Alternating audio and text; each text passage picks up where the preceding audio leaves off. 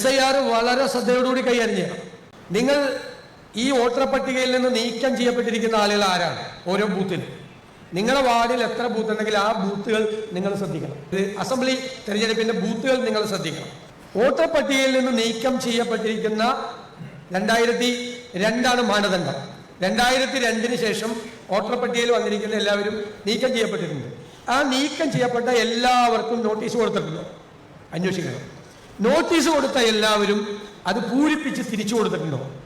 വിവാഹം കഴിച്ചൊക്കെ പോയ ആളുകളുടെ പേരിൽ കുറേ പേരുകൾ നീക്കം ചെയ്യപ്പെട്ടു പോയിട്ടുണ്ട്. അപ്പം നമുക്ക് വോട്ട് ചെയ്യേണ്ട ആരെങ്കിലും നീക്കം ചെയ്യപ്പെട്ടു പോയിട്ടുണ്ടെങ്കിൽ ആ വോട്ട് ചേർക്കണം. BLA ഇല്ലാത്ത സ്ഥലത്ത് അതിന് പകരം സംവിധാനം ഏർപ്പെടുത്തണം.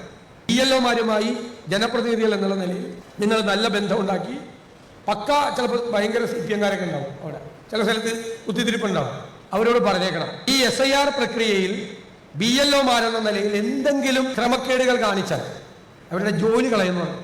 നിങ്ങൾ നന്ദി പറയാൻ ഈ പോകുന്ന കൂട്ടത്തിൽ വീടുകളിൽ പോയില്ലേ? പോണം, നന്ദി പറയാൻ പോയിരിക്കരുത്. ആ കേരി ഓക്കെ എന്ന് പറയരുത്. പാലക്കേ കൂടി പോയി വീടുകളിൽ പോയി അവരോടൊക്കെ നന്ദി പറയണം. വോട്ട് ചെയ്യാത്ത വീട്ടിലും കയറി നന്ദി പറഞ്ഞേക്കണം, ചെന്ന് പറയണം. പറയണ കൂട്ടത്തിൽ ഈ അവരുടെ നമുക്ക് വോട്ട് ചെയ്യുന്ന വീടുകളിൽ ഇത് മാത്രം ശ്രദ്ധിച്ചാൽ മതി. ഈ വോട്ട് കയറിയിട്ടില്ലെന്ന് നോക്കാം. ഈ വോട്ട് കയറിയിട്ടില്ലെങ്കിൽ അത് കയറാനുള്ള സംവിധാനം ചെയ്യണം.